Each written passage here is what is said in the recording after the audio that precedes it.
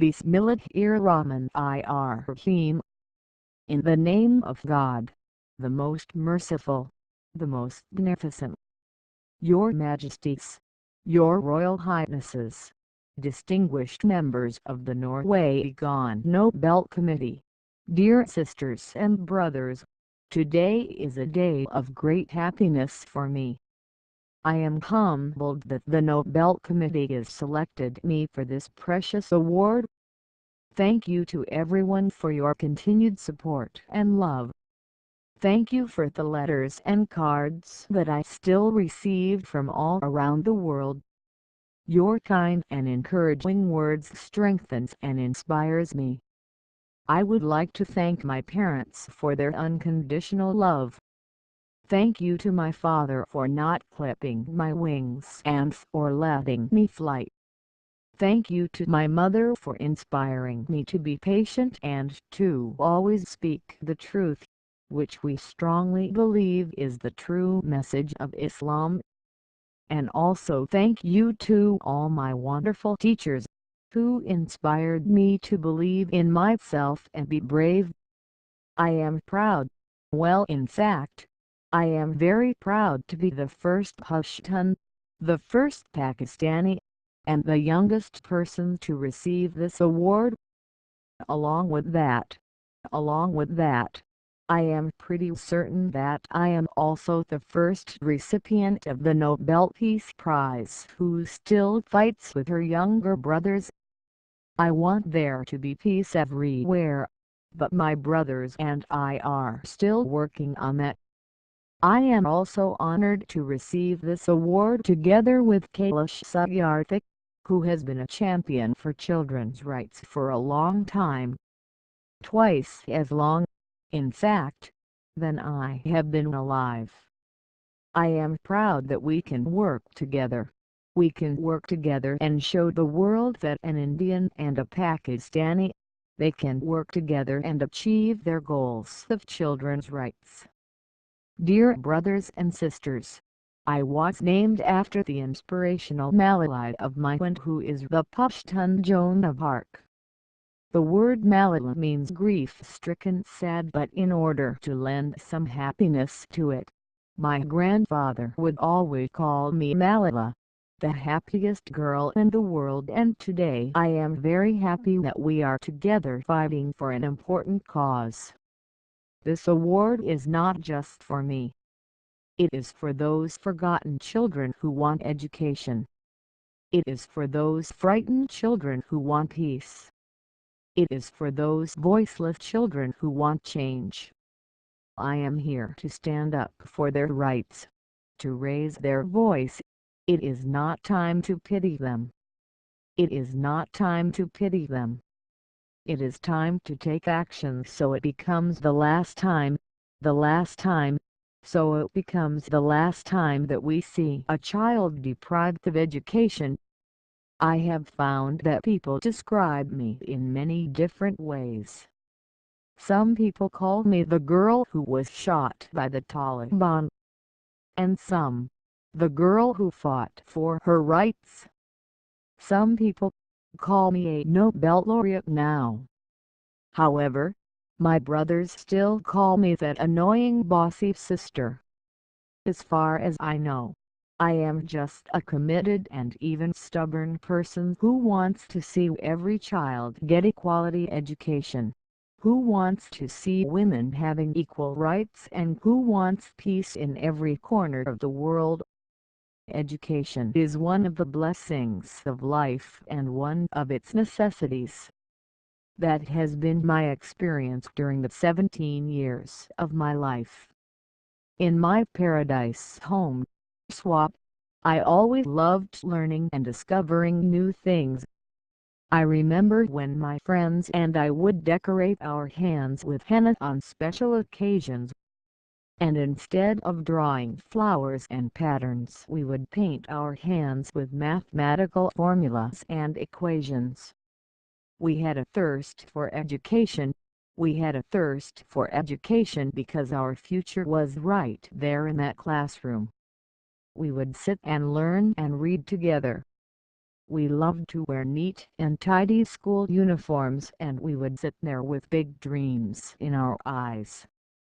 We wanted to make our parents proud and prove that we could also excel in our studies and achieve those goals, which some people think only boys can.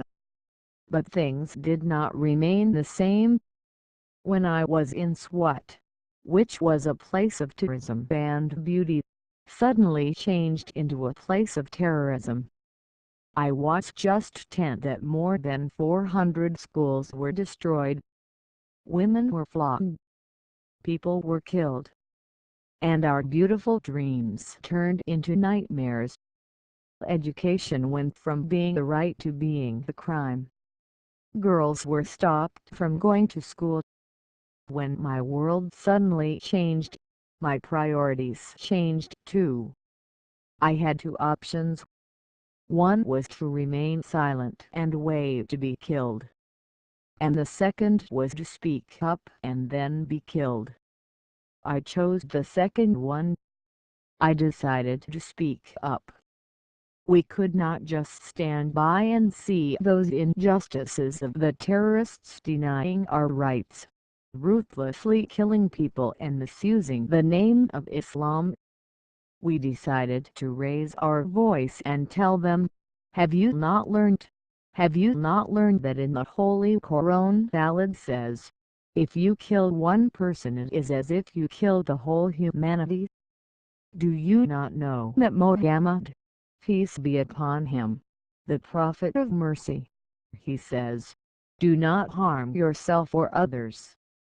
And do you not know that the very first word of the Holy Quran is the word Iqra, which means read? The terrorists tried to stop us and attacked me and my friends who are here today on our school bus in 2012, but neither their ideas nor their bullets could win. We survived. And since that day, our voices have grown louder and louder. I tell my story, not because it is unique, but because it is not. It is the story of many girls. Today, I tell their stories too. I have brought with me some of my sisters from Pakistan, from Nigeria and from Syria, who share this story. My brave sisters Shazia and Kainat, who were also shot that day on our school bus. But they have not stopped learning. And my brave sister Kainat Sumro, who went through severe abuse and extreme violence. Even her brother was killed, but she did not succumb. Also my sisters here, whom I have met during my Malala Fund campaign. My 16-year-old Kurdish sister, Amazon from Syria, who now lives in Jordan as refugee and goes from tent to tent encouraging girls and boys to learn. And my sister Amina, from the north of Nigeria, where Boko Haram threatens and stops girls and even kidnaps girls, just for wanting to go to school. Though I appear as one girl, one person, who is 5'2" tall, if you include my high heels. It means I am 5 foot only. I am not a lone voice. I am not a lone voice. I am many. I am Malala. But I am also Shazia. I am Kainat. I am Kainat Sumro. I am Amazon. I am Amina.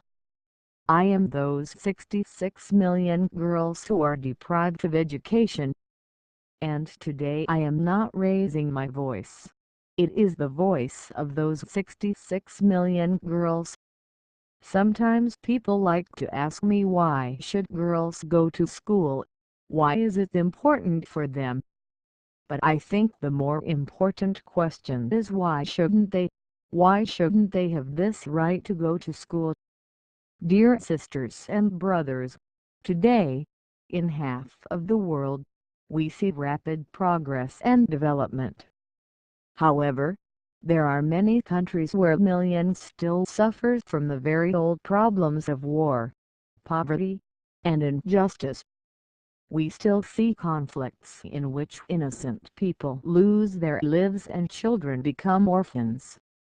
We see many people becoming refugees in Syria, Gaza and Iraq. In Afghanistan, we see families being killed in suicide attacks and bomb blasts. Many children in Africa do not have access to education because of poverty. And as I said, we still see girls who have no freedom to go to school in the north of Nigeria. Many children in countries like Pakistan and India.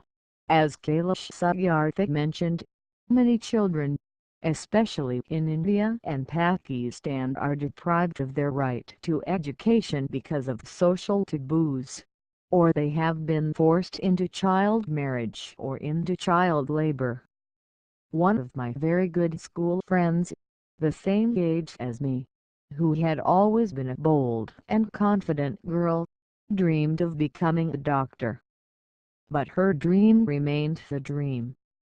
At the age of 12, she was forced to get married. And then soon she had a son. She had a child when she herself was still a child, only 14. I know that she could have been a very good doctor, but she couldn't because she was a girl. Her story is why I dedicate the Nobel Peace Prize money to the Malala Fund, to help give girls quality education, everywhere, anywhere in the world, and to raise their voices. The first place this funding will go to is where my heart is: to build schools in Pakistan, especially in my home of Swat and Shangla. In my own village, there is still no secondary school for girls, and it is my wish and my commitment, and now my challenge, to build one so that my friends and my sisters can go there to school and get quality education, and to get this opportunity to fulfill their dreams. This is where I will begin, but it is not where I will stop. I will continue this fight until I see every child in school. Dear brothers and sisters, great people who brought change, like Martin Luther King and Nelson Mandela, Mother Teresa and Aung San Suu Kyi, once stood here on this stage. I hope the steps that Yousafzai and I have taken so far and will take on this journey will also bring change, lasting change. My great hope is that this will be the last time. This will be the last time we must fight for education. Let's solve this once and for all. We have already taken many steps. Now it is time to take a leap. It is not time to tell the world leaders to realize how important education is. They already know it. Their own children are in good schools. Now it is time to call them to take action for the rest of the world's children. We ask the world leaders to unite and make education their top priority. 15 years ago, the world leaders decided on a set of global goals, the Millennium Development Goals. In the years that have followed, we have seen some progress. The number of children out of school has been halved, as Yousafzai said. However, the world focused only on primary education, and progress did not reach everyone. In year 2015, representatives from all around the world will meet in the United Nations to set the next set of goals, the Sustainable Development Goals. This will set the world's ambition for the next generations.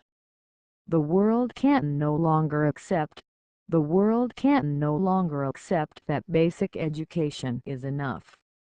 Why do leaders accept that for children in developing countries, only basic literacy is sufficient, when their own children do homework in algebra, mathematics, science and physics? Leaders must seize this opportunity to guarantee the free, quality, primary and secondary education for every child. Some will say this is impractical, or too expensive, or too hard, or maybe even impossible. But it is time the world thinks bigger. Dear sisters and brothers, the so-called world of adults may understand it, but we children don't. Why is it that countries which we call strong are so powerful in creating wars but are so weak in bringing peace? Why is it that giving guns is so easy but giving books is so hard? Why is it that making tanks is so easy, but building schools is so hard?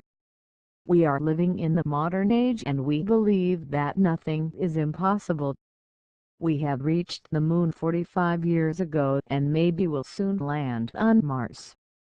Then, in this 21st century, we must be able to give every child quality education. Dear sisters and brothers, dear fellow children, we must work, not wait.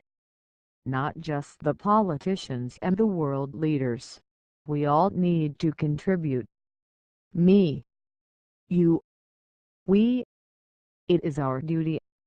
Let us become the first generation to decide to be the last. Let us become the first generation that decides to be the last that sees empty classrooms, lost childhoods, and wasted potentials. Let this be the last time that a girl or a boy spends their childhood in a factory. Let this be the last time that a girl is forced into early child marriage.